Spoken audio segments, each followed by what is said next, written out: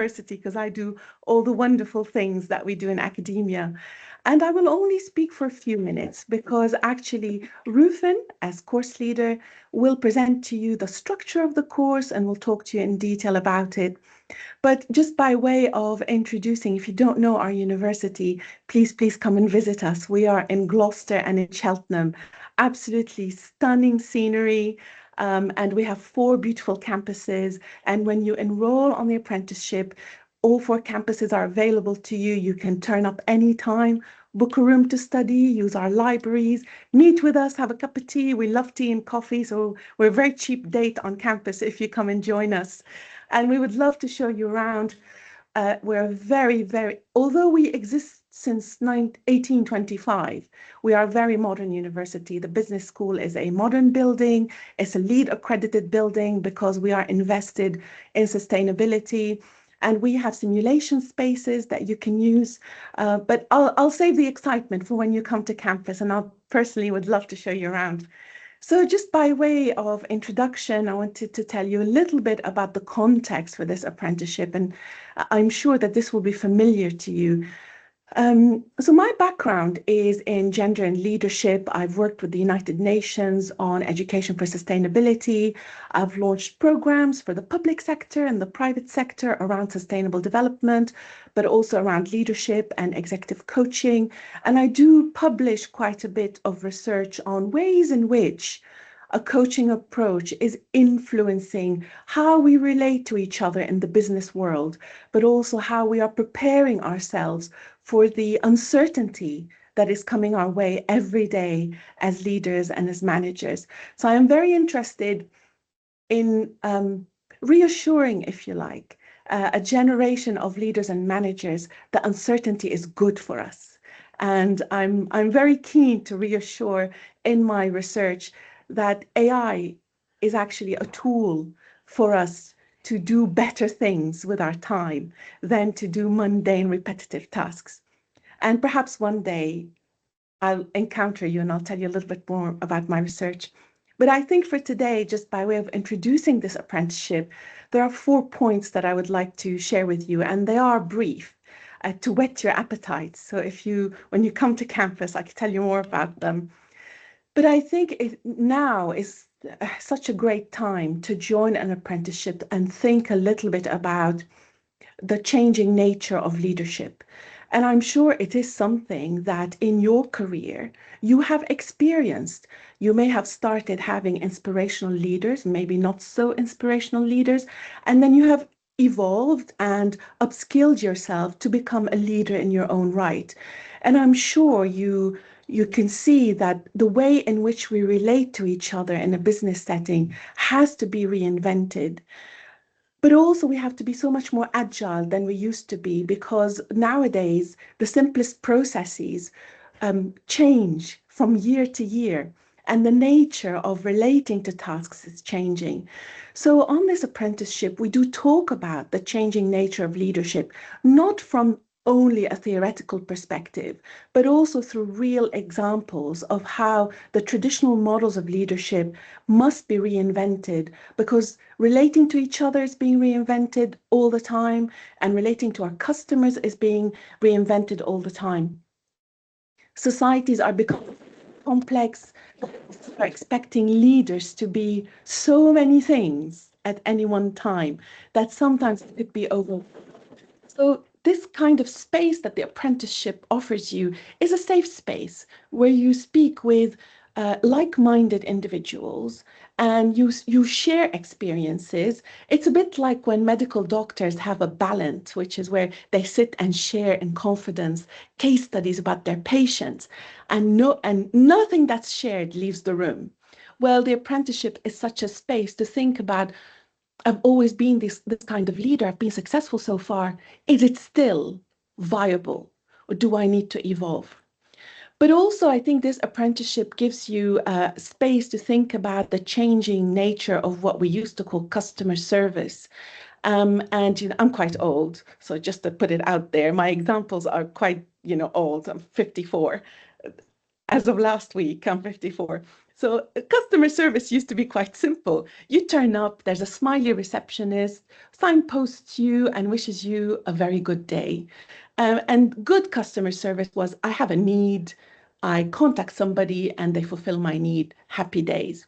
But I'm sure in your professional lives, you have reflected on how the integration of AI, the automation of repetitive tasks, is now taking a lot of that mundane role, a lot of those mundane tasks away from that service role.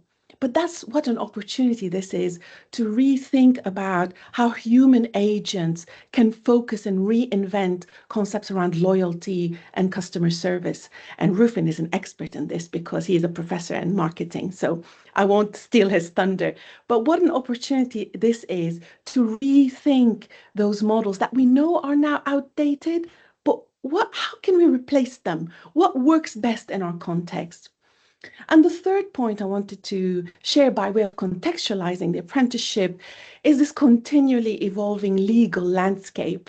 And of course, it is our duty to understand how the law is empowering individuals, but also adding more responsibilities on us as leaders and managers to do the right thing by the people that we manage, but also by the customers that we look after.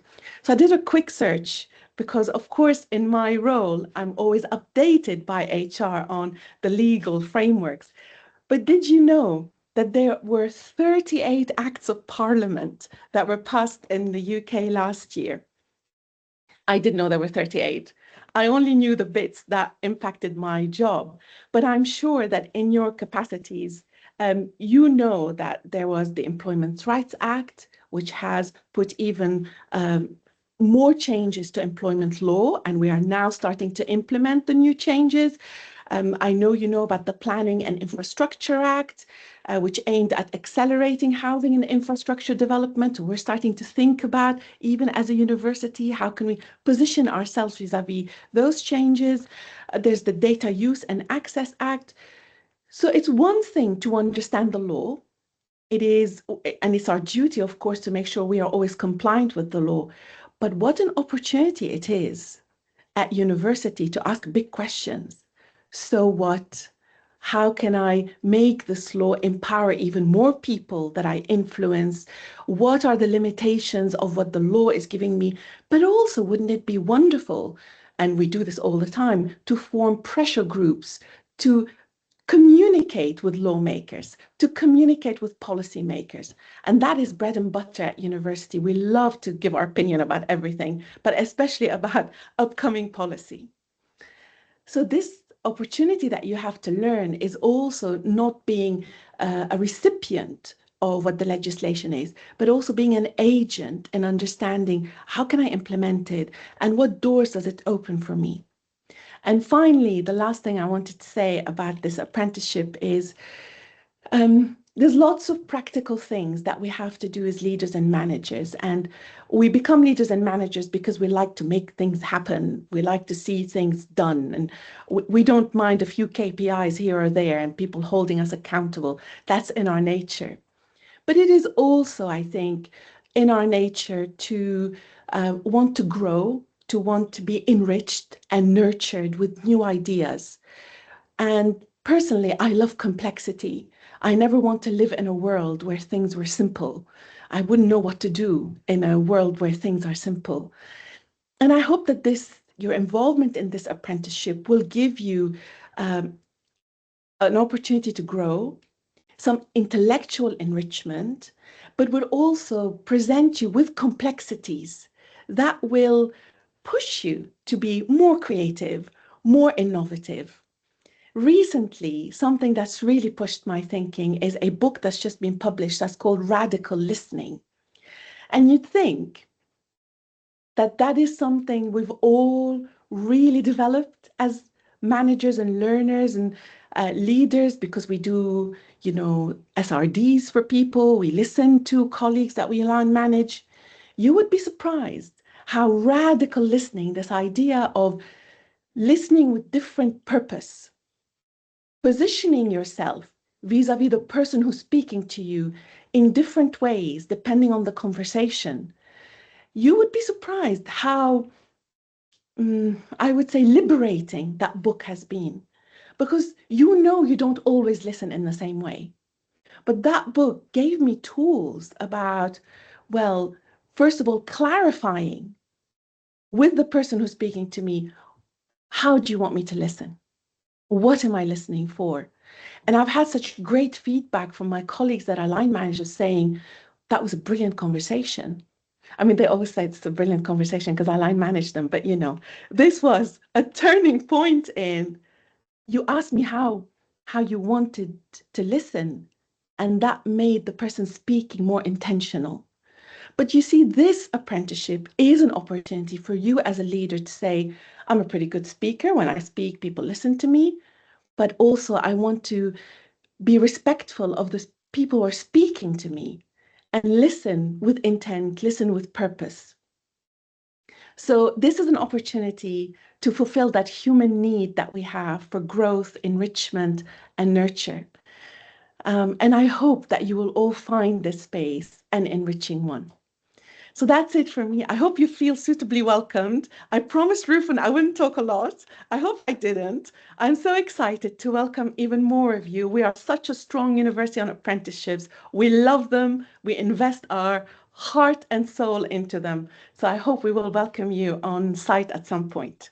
Thank you so much. I'm going to hand over to Rufin now. Thank you so much, Katja, and apologies in advance that I have to follow with very boring stuff on this very exciting talk. But I think Katja was really making an important point and platforming, this apprenticeship as a senior and head of facility management degree, which also makes it a bit different compared to other degrees that we have, with a real target on individuals that are working in their professions and have a clear progression and pathway as well. So I think that this is quite important to bear in mind and also see this against this backdrop. Becky, would you mind sharing the slides, please?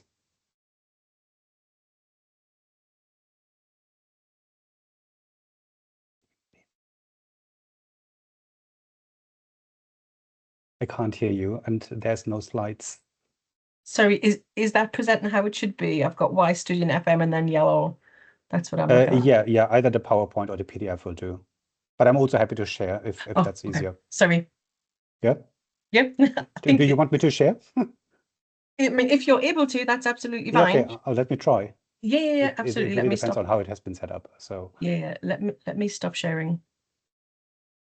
Because I couldn't see, so I'm hoping that this will. Apologies. No, it's absolutely fine. So here we go.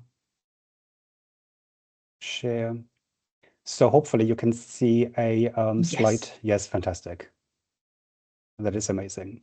So hello again. Thank you so much for your interest in our degree apprenticeship. My name is Rufin, and I'm looking forward to introduce you to the course and look forward also to your questions. And if that's okay, Becky, I will try to make it a bit more interactive. So Katja has already mentioned that as part of our community, you're actually a part of the University of Gloucestershire spread across several campuses, but your home is the Oxtalls campus, which is where the School of Business, Computing and Social Sciences situated. And this is, I'm coming to this in a bit, where you basically do your, can I say, teaching blocks with us. And before I share, maybe I can ask just a couple of questions as to why you are motivated in studying a degree apprenticeship.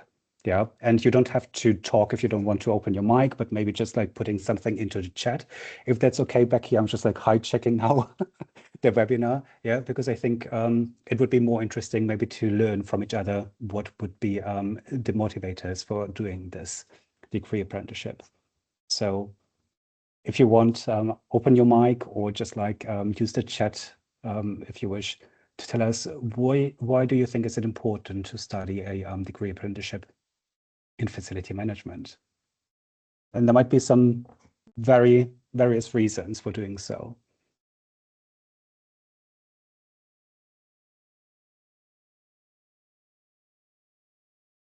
I'll jump in, Ruffin. I think for myself, speaking from the government property profession, it's really important for us to explore those the higher level qualifications within facilities management. So we're always after kind of, if there's anything new that we can explore, that we can share out with our profession, that's, I suppose, that's why we've asked to have the conversation with you and to let everyone know the good work that you do.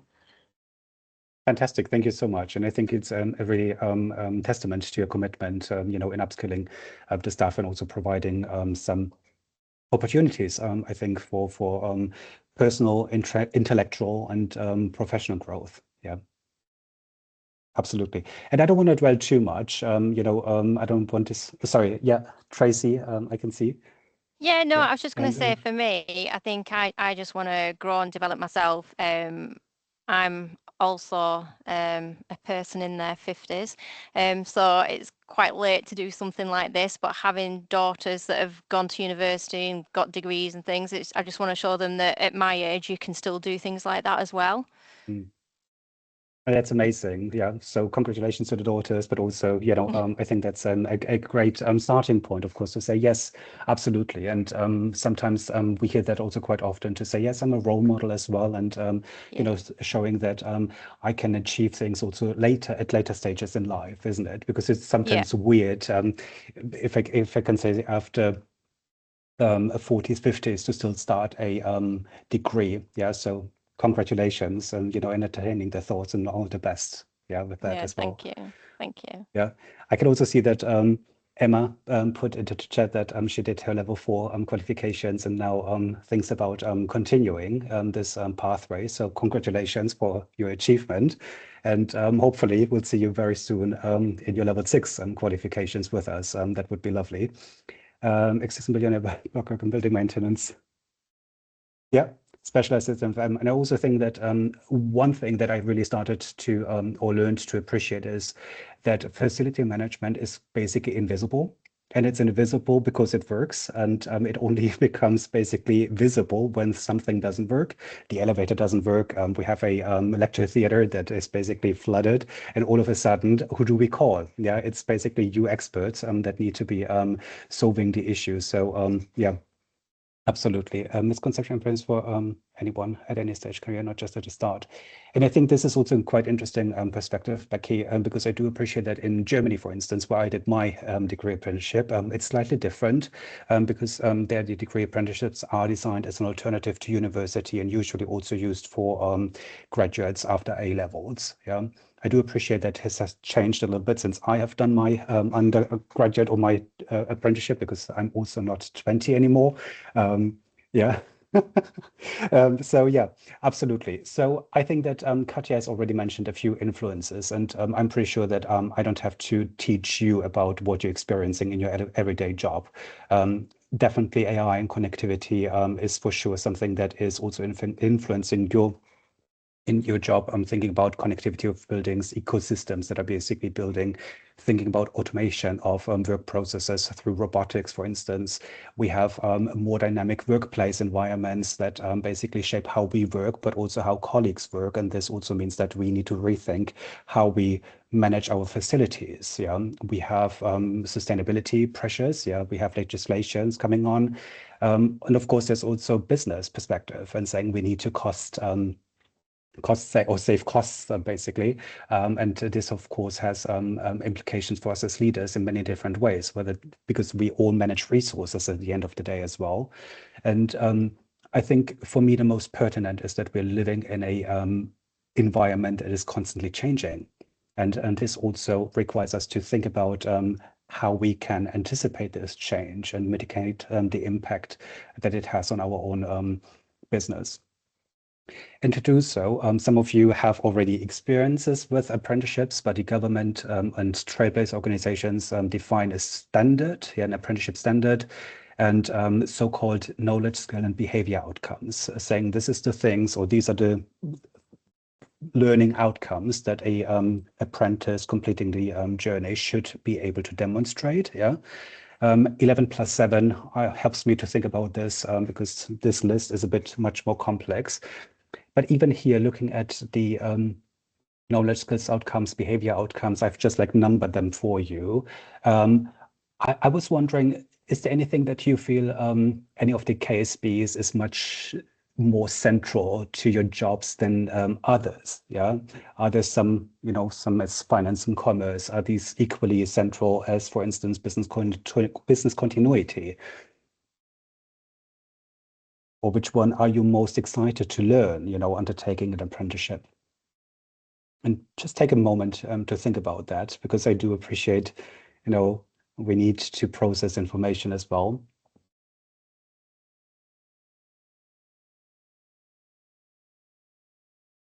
Maybe also just to mention, I've added a QR code. You can also click it later in the presentation, which will then link directly to the Skills England website, where the standard can be found as well for you.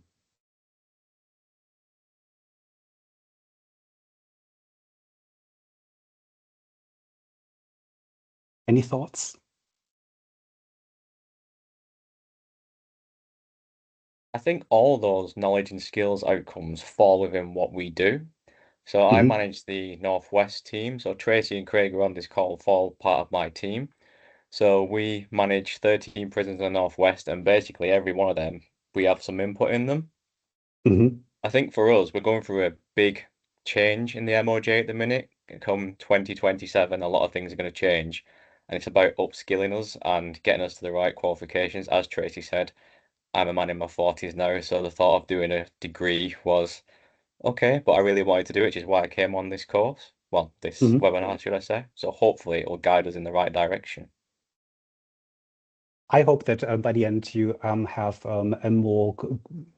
a clearer picture of what this apprenticeship entails, but also some faces behind, behind the apprenticeship, and the support that we offer you to basically get through the journey. Because I can imagine that it must be quite daunting. I do remember from my own time, from my time when I did my dual degree apprenticeship, working full time, doing studies, it is quite an impact and commitment. I don't want to diminish this, but equally, and I hope I'm looking forward to hear what Simon has to say. It can be quite enriching as well, and it's an investment in so many different ways. And so thank you so much for sharing, Sean. No worries.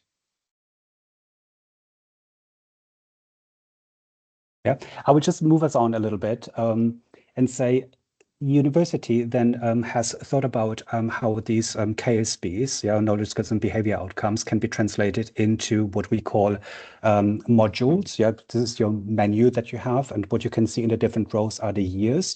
We go by level. Yeah, so level 1 is year 1. And you can also already see that we think in blocks. Yeah, so you will be having like a semester, which actually is a trimester, which starts in September to January, then from January to May, and June and August. So this would be your pattern.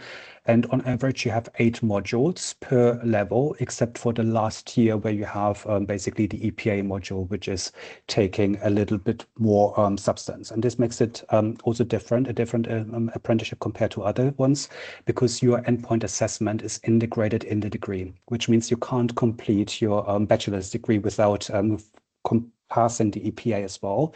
There are other standards where you complete your academic degree and then move on to the EPA. So this is a slightly different version, but I also feel that there is a tendency to go more towards the integrated degrees in the future, because I think that there's also some learnings involved in it. What you can see from the menu, and I don't want to spend too much time on it, you can see that your subjects are quite varied, also to basically accommodate the different KSBs and also the trends. So when we talk about finance, finance and cost saving, then of course there will be a module talking about managing finance.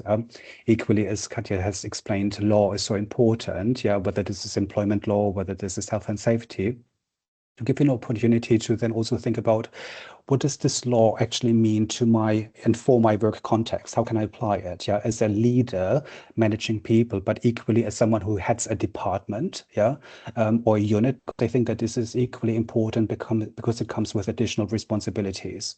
You can also see that there are some modules which are tainted yellow. These are FM specific modules where you are really amongst peers to discuss these specialist subjects in much more detail. And there will be also some modules which are shared with other courses, such as managing degrees. And I find this actually quite interesting because there are two different contexts which offer opportunity for, pardon the pun, cross-fertilization. Yeah, because within your facility management, you can talk facility management with people who teach facility management, yeah, who know your trade, and you can say, okay, how does it work in government? How does it work in NHS, for instance? And really think about case studies, as Katja said, and learn from each other. Equally, when you have other degrees and extending your view a little bit, there might be people who are much more managing outside facility manager, but are in a similar trust. So we might have facility manager degree apprentices from NHS and equally a chartered manager from NHS. And I think that this is actually quite interesting that even if they're outside the like from different trusts, they can speak the same language and can explore a problem from different perspectives. Again, you can see I'm getting really excited, and I should now press next slide because otherwise I will dwell on it for half an hour. Yeah. Just to show there is like many different modules and subjects that you can learn. Some you might find more interesting than others, but I think this comes also with the job. Yeah. I also think that this is nothing to say because they're all different weighted and play to your strengths. That would be my recommendation because the assignments usually give you enough flexibility to do that as well. In terms of schedule, the idea is that you have a module, you come in for 2 days of block teaching. You then have independent learning that basically allows you to tailor your time and manage your time as you need with work, with life, private life as well. And then usually your assessment is due before you start the next module. So you know exactly, before I come in the next day, I have to submit my assignment. And we don't do multiple choice at the moment. I'm saying at the moment because everything changes, as I said, yeah. But usually we do assessments, 2,500, 3,000 words that are written. Sounds much, is not, yeah, because once you're in, you're basically writing. And I think that also by giving you an opportunity to apply to your work context, you can actually write about something that you actually care about and that you know. Yeah, it's now about contextualizing your applied skills with some theory as well. Yeah, and to evidence it a bit more. So that's the schedule. In terms of structure, I'm just doing this. I've already mentioned that at the end, there is an endpoint assessment. Yeah, your endpoint assessment consists of a dissertation, which weighs 40%, a presentation, which is 10%, and a professional discussion, which is 50%. This is what you need at the end of your journey. Before you can get there, you need to pass a gateway. Yeah, the gateway meeting is where you have to present that you have achieved a level 6 extended diploma, which is from the IWFM. For this, you don't have to do anything but passing your modules. Yeah, because all our courses and modules are mapped holistically against the IWFM standard, and they will do quality checks. But usually by passing our modules, you should also achieve that. By signing up for an apprenticeship, you have to provide evidence of level 2 math and English skills. So GCSE, if you don't have that, you can do that via specific courses. Sophie can also provide additional information on that. And something that I would like to highlight, but not to spend too much time on it, you will also need to complete what we call a portfolio and a reflective log. So these are two separate documents that you will need to build during the course of your degree up until the gateway meeting. The one is basically consisting of 11 case studies, one for each of these K and S areas. So let's say one case study is on business continuity, showing how you did manage business continuity in your work and demonstrate these skills. And the other document is a reflective log. So you should periodically and continuously reflect on your own practice. Yeah, because this is, again, the degree apprenticeship is here for you to become a more reflective and also professional, skilled professional. Doesn't make any sense, but I'm saying it, yeah. And the idea is really to provide evidence. This is helping you to learn, yeah, through your own experiences, but also to prepare for your endpoint assessment, because these two documents will be provided to the independent assessor and also the industry specialist, who will be assessing you at the endpoint assessment. So they will read the 2 documents and they will then ask you about it, yeah, and they will decide whether or not you meet the standard, yeah, which your employer and the university will agree at a gateway meeting as well, whether we feel you're ready to go to this step.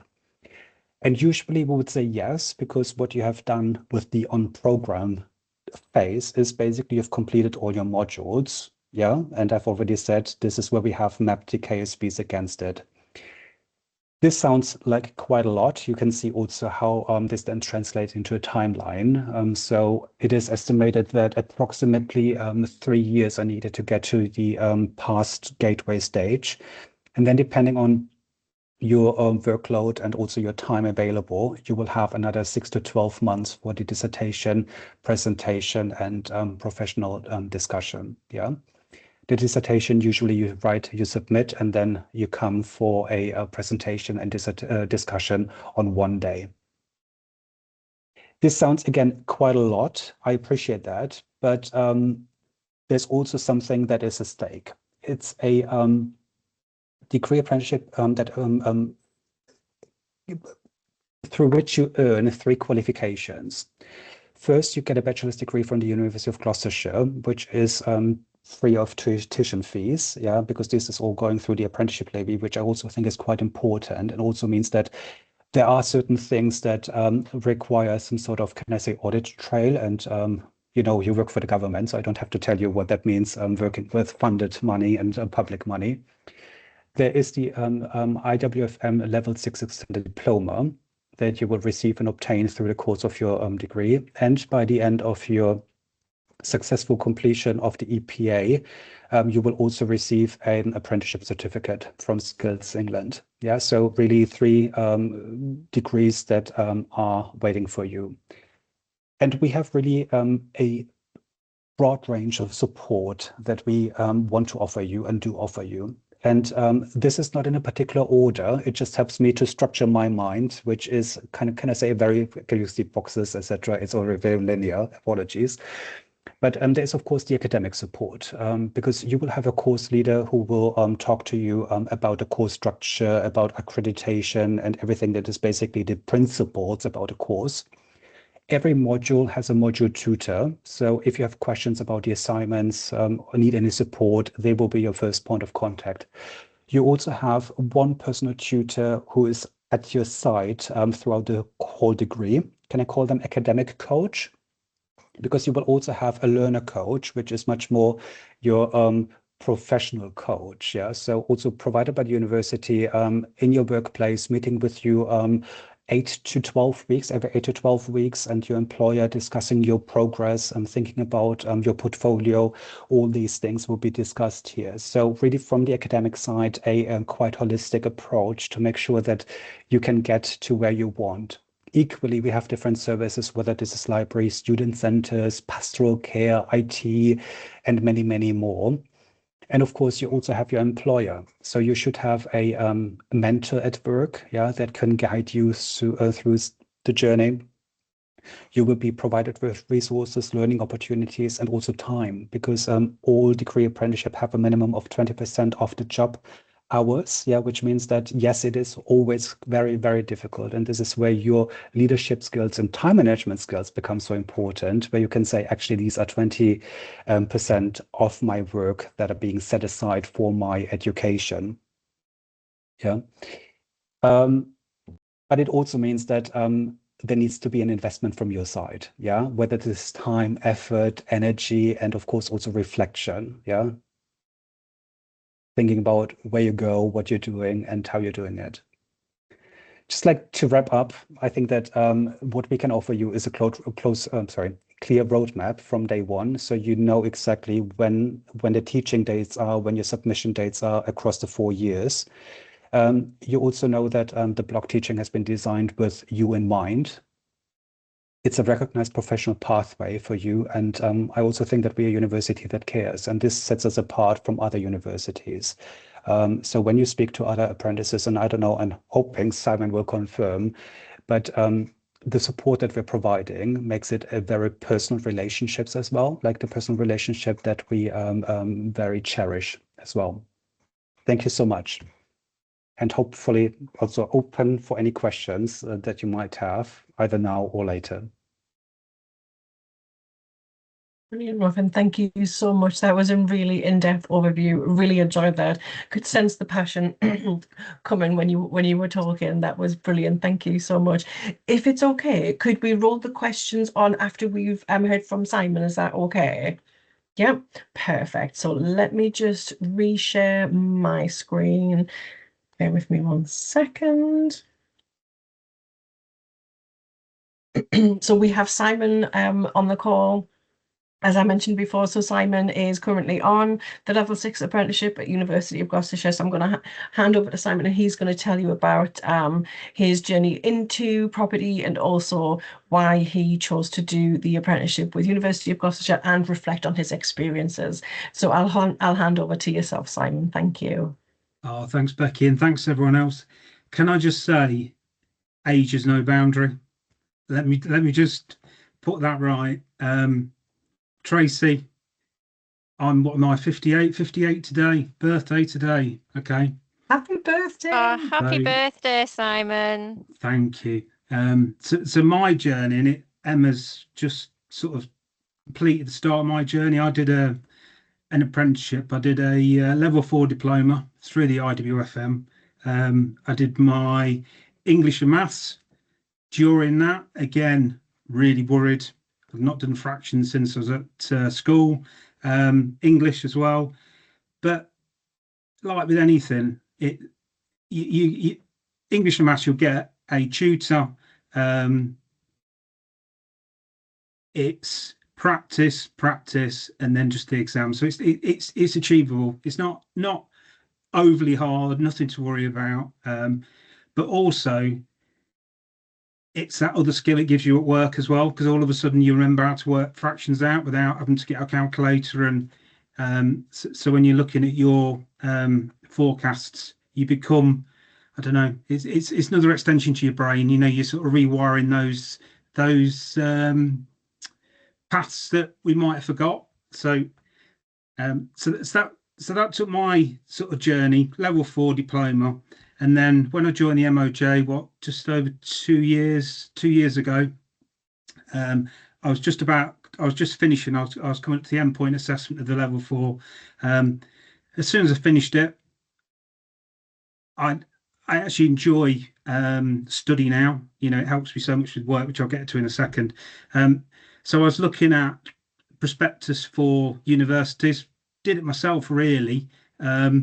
The groundwork. I know Claire's on the call, but once I'd got the proposal, once I'd looked at the universities, I then approached our learning team, and they were absolutely amazing.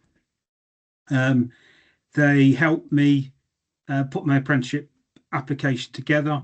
It was funded through the levy, and I joined Gloucester. And again, when you think 4 years, you think it's a long time, but it's not.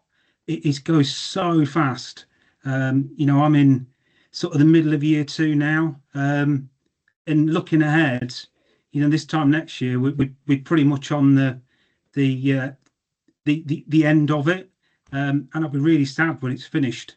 But for me, that would be a sort of level 7 journey then. So some of the highlights, everything people say about Gloucester is right. The Oxdale's campus, the business school, state of the art, everything you could wish for in terms of meeting rooms, in terms of lectures. Again, every 6 weeks, 2 days of lectures. They go at pace. You collaborate with people that can age from 20 up to whatever. It's great. You learn from different industries. You have some modules which involve project delivery. So you'll do work outside with people, and you present on teams. Again, it's great to get people's input. You'll learn learning styles. So, like for me, academic writing, I'd gone from a level 4, which had some kind of academic writing, but you learn very quickly in your level 4. with the help of your tutors how to write. You know, you're not storytelling, you're more or less cutting to the chase. You're backing up your facts with academic source. Helps me massively with the current job I've got now, because my sort of communication now is really to senior civil servants, so that all they want is the facts. So that helps. It's given me confidence in terms of presenting today, but also it gives me confidence in my career as well, because I know I'm doing the hard work in the background, which should make me more professional when I talk to people. The other thing as well, that you'll probably fall in love with books again. I certainly have, and I have noted the radical listening one. I'm reading in like a book from David Rock called Quiet Leadership, and if you've not read it, it's brilliant. But I'm trying to give you that buzz of, you know, once you get into Gloucester, you suddenly think, oh, Simon's talking about these books, but you'll be the same. You know, you want to read more. You'll be looking your own leadership style. I know Sean's got quite a big team under him, but you'll be looking how you lead those people, how you motivate them, how you challenge them. So that's, yeah, it's trying to think what else I can say apart from you've got to give it a go. So it's probably good just to open the floor, because I could talk forever about how good everything is. But it's probably good just to ask some questions about commitment. There is a lot of commitment needed. So far away. Tracy, did you want to? Yeah, I'll ask a question, because I always seem to put my hand up to ask questions or to speak. How do you find the off the job time? Do you actually get that time off the job, or do you find you're doing a lot more in your own time? You need to manage up. So you need to manage your boss. You Sean? need to make sure your boss is committed. Sean? Your boss will benefit massively. Sean? Give you more responsibility, challenge you more. So basically, it's all on Sean. Thanks. No, it'd be on you. To be honest, Tracy, it'd be on you. Yeah. But the other thing as well, that Rufus mentioned was a mentor side of it. You definitely need to sort of reach into the MOJ's mentor. I've got an amazing mentor, senior civil servant, and she is brilliant. Challenges me. I meet every 6 weeks, but I'll try and stretch myself and suddenly come against a problem, and I do a lot of reflective work in practice now, which is encouraged at Gloucester, which goes towards your EPA. But yeah, next question. Emma, did you want to talk? Did you have some questions about your level 4 and moving into your level 6? Well, level 4, obviously that was I think it was 2 years we done. I was with when I done that. Graduated in November. Takes you on a journey, level 4, to be honest, because you think you know what you're doing until you start that. Like you say, that the whole writing experience is different, and the referencing is very different. But absolutely, like you've just described, talking about this, that's how I felt when we started level 4. Initially, I was like, what have I done doing this? But then really genuinely enjoyed it. That's why I'm so keen now to look at this level 6 and see where this can take me, because it was such a brilliant experience doing level 4, and we done the FMP part as well. So we ran the two qualifications together, and that was just such an eye-opener. We live and breathe FM, it's our job at the end of the day, but picking up some of the nuances of it all, I thought was just fantastic, which is again why I'm really keen to look at this level 6 and see where that'll take me. I know Sean picked up on change management.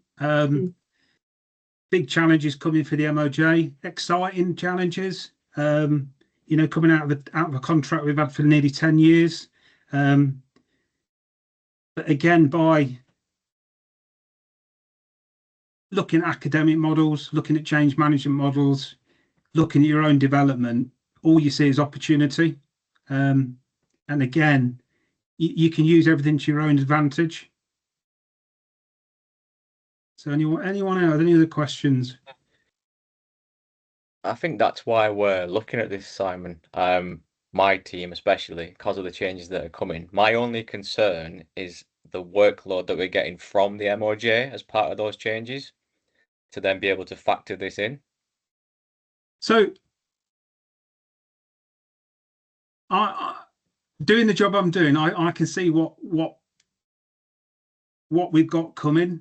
And I can give you some assurance that you won't be on your own with that. Again, for me, suddenly thrown into a new job and given consultants to work with that go off and say, "Oh, Simon, we've got 4 objectives. Can you work on the commission?" Really stretching. But having done the last 2 years at university, you suddenly sort of break things down and learn things to understand.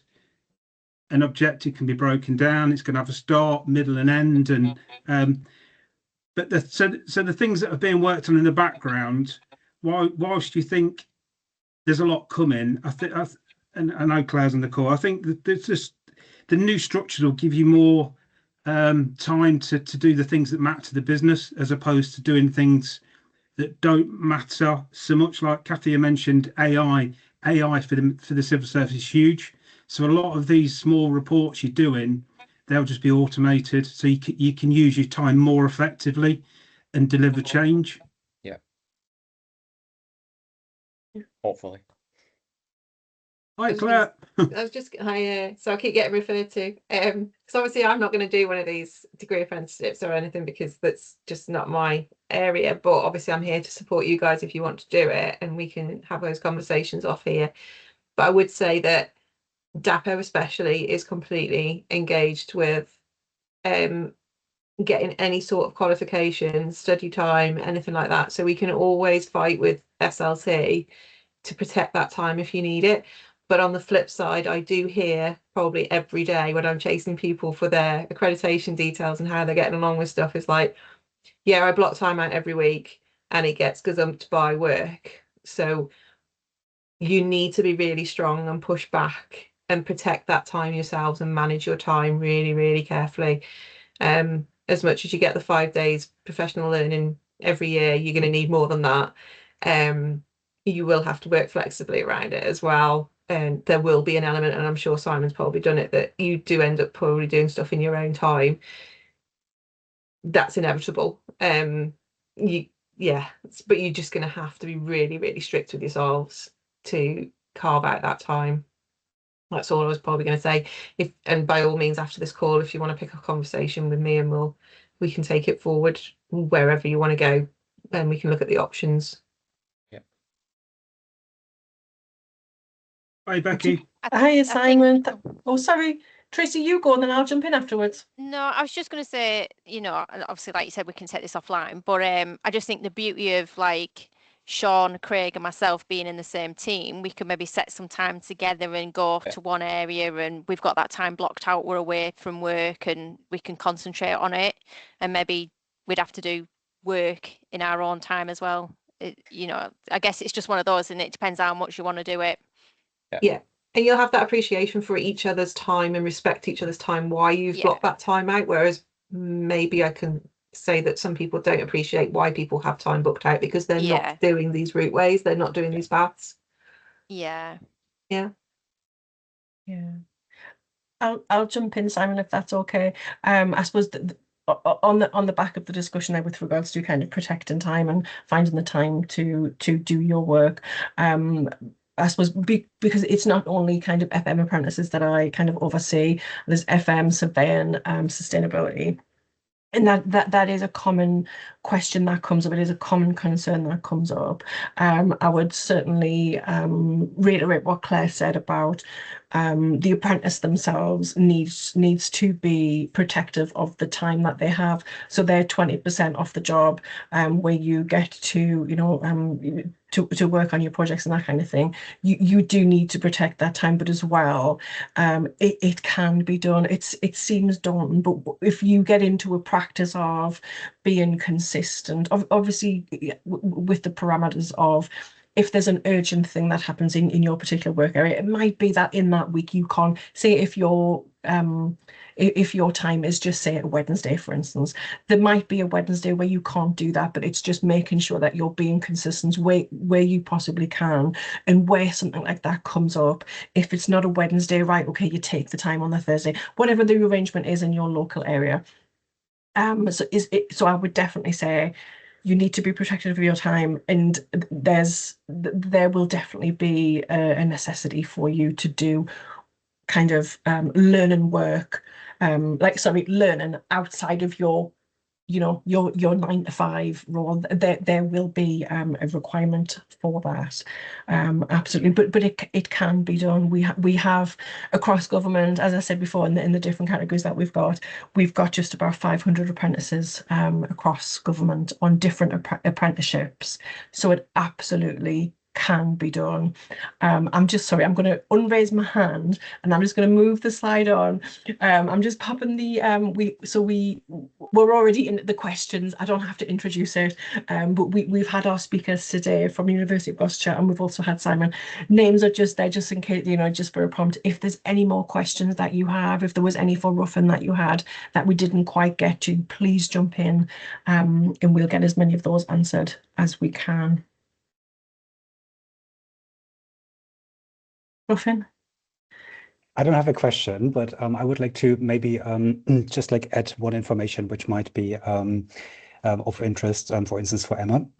So Emma, if you should decide to come with and study with our university, definitely make sure that we also consider acknowledging prior learning. Yeah, so there might be 1 or 2 modules which we could exempt you from just because you have like facility management qualifications, and this of course also applies to all other colleagues. So always check that as well. I would also say that from the observation, given that your employer has such a vast experience on dealing with apprenticeships, I feel it's slightly different than working with an independent employer that basically is a one-man show. Yeah, and needs to manage time differently. So I think that the infrastructure that you're currently working at is actually quite supportive, yeah, in doing that. And I also think that at the moment, the government has the apprenticeships in place, the levy in place. We don't know how long this will be. Yeah. So I think that this is also an opportunity maybe to say, okay, I just seize the opportunity and say, I will try and see where it leads me to. Which shouldn't sound laissez-faire or like without ambitions, but rather say, no, like honestly, and a commitment to myself and to my employer, I want to try this, yeah, and hopefully it will stick. And if not, I tried it, but at least, I can say that I didn't think about it, sorry. Absolutely. No. That's a brilliant point, Ruffin. Thank you so much. And I suppose I would just kind of add to that to say, we've mentioned the levy. So if you do go down the apprenticeship route, so the funding for that does come out of the levy, which comes out of the pay bill. I'll not get into the kind of the nitty gritty of that, but basically you're going to be getting the degree and also the other qualifications that Ruffin had mentioned at no cost to you as the learner. It will come out of the levy pot. So there will be a commitment, as in you will need to do the work, but at the end of it, you're not walking away with thousands of pounds worth of debt. It does look exciting. The Absolutely. modules look exciting, Definitely. When I seen them, I thought, yeah, it's something, like Sean said, it is something we do on our day-to-day anyway. So it is something that we're all passionate about, because we all, well, I won't speak for us all, Sean and Craig, but I enjoy my job. So, it's just an extra extended bit to Absolutely. Absolutely. And we kind of, I suppose we've all kind of mentioned it before. Sophie and I were talking just as everybody was joining the call. We can certainly, if we need to do another call like this, we can certainly do that. I'm connected in with Claire anyway. So, if we need to have further discussions and there's further questions, please do reach out. I'm just sharing on the slides there. I've put a QR code in. These slides will be shared. You should all have access to the Government Property Community Portal. They will be shared on there, but you all have my email address because I sent out the link. By all means, either filter them via Claire or just send them directly. I'm completely fine with that. I'm hoping to have the recording and the slides available kind of by the end of the week. I do have a few different events on this week, so I will get them up as soon as I possibly can. But if there are any questions that you think of after we finish the call and you think, oh, I should have asked that, please do reach out and we will try and get those answered to you as soon as possible. So I'm just not does anybody else have any more questions before we start to round up? Sorry, Yeah, what would Kristen? be the next steps then? So say like if we were like, yeah, we're really interested, we want to do this, what are the next steps?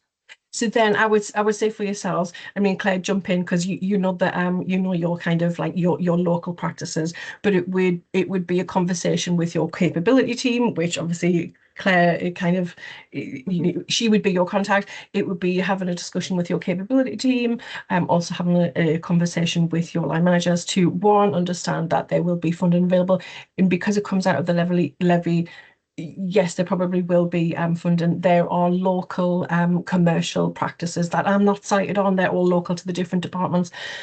So you will need to, have that discussion with the levy pot kind of holder to make sure that there is funding, and then understand what the commercial process is for you to contract. So that is to like draw down the contract on the dynamic marketplace. I can go into that in more detail at another time, but it would be having that conversation to say you are interested, understanding that there is the funding available, speaking with Claire, involving Claire's team to make sure that the apprenticeship that you're applying for is a good match for your role, because that's a really important part. When Ruffin went through before all of the different subjects that you will cover, it's really important for us to be able to match your role to that. If there's any that are identified where you don't have access to doing that particular skill, then it will be a case of looking out kind of in other teams in the business or looking across kind of government, which you can connect with me on, to possibly get you experience within that area that you're not able to kind of see. So definitely more conversations with Sean and also with Claire commercial team, and then you can link in with myself kind of in the background if and when needed. Absolutely. I'm just jump in, yeah. Becky. Sorry, just last minute, just to say thank you for everybody, because I know we're short on time. But also, when anybody goes back and has those conversations, if you need to have a Teams meeting for me to go through it more with your management team or any capability team, let me know. I'm more than happy to do that, to explain all the commitments and what support you get as well. So please get in touch. I'm happy to help with anything. Amazing. Perfect, Sophie. You beat me to it. I was going to thank you guys for speaking. You've been absolutely amazing. Kathia, Ruffin, Simon, thank you so much. Thank you, Sophie, for that offer of additional support. Thank you guys for attending the call and for making that commitment to yourself to explore the options that are out there that you want to take part in. So absolutely, we'll keep the conversations going. As I say, I will share the resources as soon as I am able to. Thank you so Amazing. much. Pleasure to meet you. Thank you so much. Thank you all. Have a good Thank day. you. Thanks, Becky. Bye. Bye-bye. Bye. Brilliant. Thanks, Becky. Oh, thank you so much. I realised at the start, Sophie, I did my bit, and then Kathia started talking. I was like, oh, I haven't pressed record. And I was like, I was hoping that like the fear of God didn't come across on my face. No, it was all good. I think it was really good. There's obviously interest, isn't there, from this, like Sean and the team, and it's such a good program. Yeah, definitely. And there's a couple who signed up who haven't actually kind of come along. But I didn't actually realise that we were going to get such a strong cluster from MOJ. Brilliant. I thought that because the guys who were on were from MOJ, but the vast majority of them, I thought that we were going to get a cluster from GPA, which is Government Property Agency. Yeah. Because I've had conversations, sorry, my mind goes blank with names. I do know the person's name, I just can't think of it this very moment in time. I've spoken with their capability lead, and they're interested in developing their staff. So they're trying to understand at the moment, Sophie, who wants to go for the like the direct experiential route and who wants to go for the apprenticeship. So I had sent over the information for the call to them, but what I'll do is once the recording is kind of up and ready, I'll re-ping that out to GPA, Yes. because I do think that there will be some people interested within Yeah. GPA to do it. Brilliant. I can't remember the exact numbers of the teams, but I think it's upwards of 20 people. Yeah. But what split of that is How you do it. experiential or Yeah. apprenticeships? But Yeah. I mean, if I'm quite honest with you, Sophie, even if we get one, I mean, I would prefer more than one, but Yeah. even if we get one, if we get two, if we get five, Yes, a start, a very good start. that's a success. Yeah. And like, I'm not just saying this because you're on the phone kind of thing, but Yeah. when I've been speaking with Simon, I didn't get a chance to kind of say this on the call, but so we have a network that I launched last year. It's called Propel. So it's Property Education and Learning Network. Okay. Simon is actually one of our board members on that. Oh, So he does all of our like digital, like online stuff. But even through just talking with him, like, I'm not just saying that, he sings your praises ah, good. like loads Yeah. about how much he's been supported in this kind of thing. So like, Oh, I'm good. really wanting that to kind of get across and transcend into the different departments. I think what's difficult is, I think I had kind of alluded to it, so we don't have central contracts. So like, I mean, I suppose ideally for the departments, not ideally for me, if there was a central contract that I held, the different departments could then draw down off it. Yeah. But that would mean if I have the central contract, it would be my entire job. I couldn't Yeah, do everything yeah. else, just because it's so time and consuming. So at the minute, all of the different departments draw down their own contracts, and like the blockers that I've come across previously is, some of the departments are more on top of things, more experienced, and more kind of willing to be forceful and pushing Yeah. for things than some of the others. Yeah. And, you know, sometimes it's disappointing when I know that there's potential apprentices there, but because of the kind of The team, the red from the tape that we've environment. Yeah. exactly, Yeah. it is disappointing, but I kind of like, not that I'm not that I'm saying I'm putting up with it, but sometimes it's like, well, if they can't support the person to even apply, they're not going to support them adequately to complete the apprenticeship, if that makes sense. Yeah. So like, it's not like I'm painting a horrible picture. That's not the case. It's like, it's realistic, just, isn't it? yeah, and there's different dynamics within the different departments, which again is kind of, it's a bit of a delicate beast to kind of yeah, no, you've got to it's got to be received correctly, hasn't it, to make it a good experience exactly, and to get a positive outcome from it. absolutely. But I think today has gone really well. As I say, I'll get the recording and the slides up on the internal portal as soon as I can. What I'll probably do is, I'm going to go downstairs and get a drink of water. As I was saying, I was gasping. I've been drinking cold tea. Oh no, bless you. Because I forgot to bring a glass of water upstairs. So I'm going to go downstairs, have a drink of water, and then I'll probably put out like another LinkedIn post to say, great webinar, like link you guys again, kind of thing. Any questions, kind of reach out, let us know. When the recording goes up, sometimes depending on what the size of the file is, they have to link it through to YouTube. Yeah. But like, it's not an open YouTube, if that makes sense. You have to kind of get the link. So I can share that over with you once we've got it. But sorry, I can feel myself rambling now. You go and get your water, Becky, you poor thing. But no, I just wanted to say thank you so much, and kind of, well, apologies that it was so last minute to ask, but thank you very much for kind of mobilizing the team. Really enjoyed it.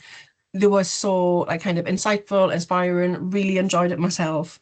But yes, give me a couple of days to kind of wade through the mire of emails.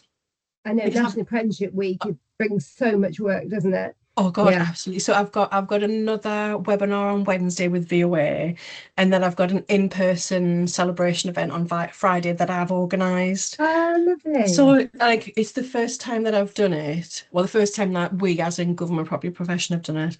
I was kind of before Christmas, I was like, what am I going to do for National Apprenticeship Week? And I was like, I don't know what I'll do. I'll do a celebration event. And kind of, it's just been me doing it. So I've been kind of, I've been rushed off my feet, I'll be quite honest with you. And even today, I've had people kind of, oh, this one's not coming, can that one go on? I was like, well, I've just confirmed to security on Friday. Like I asked you, I've probably asked a million times. But anyway, I'm getting into semantics. Don't worry, I get it. Yeah. What I'm trying to say is, yeah. If you're waiting for me, please don't think I'll be offended if you just send a chaser. That's absolutely fine. Yeah. If you have access to Teams anyway, it's probably easier. So if you just ping as a Teams message to say, Becky, I've sent you an email. Can you please reply? Because I see that quicker than I do my emails. If that makes sense. Yeah. Okay. Good. Yeah. So if I go into Teams then on this meeting, I should be able to just message you, shouldn't I? But then everybody else will see it, won't they? Or do you go into LinkedIn? I tell you what, just whilst we're on the phone, give me 2 seconds. Let me send you a message first. Bear with us 2 seconds. So it's right. Yeah. Just remind, is it S.Birch or S Birch? S Birch. SBURCH. I'm just going to have to go on. Bear with me 1 second. I'm just going to copy your email address because it's from typing it. It's not taking it, but quite often it takes it from if I copy and paste. Yeah. Bear with me 1 second. No problem. This is the thing, kind of because we're across.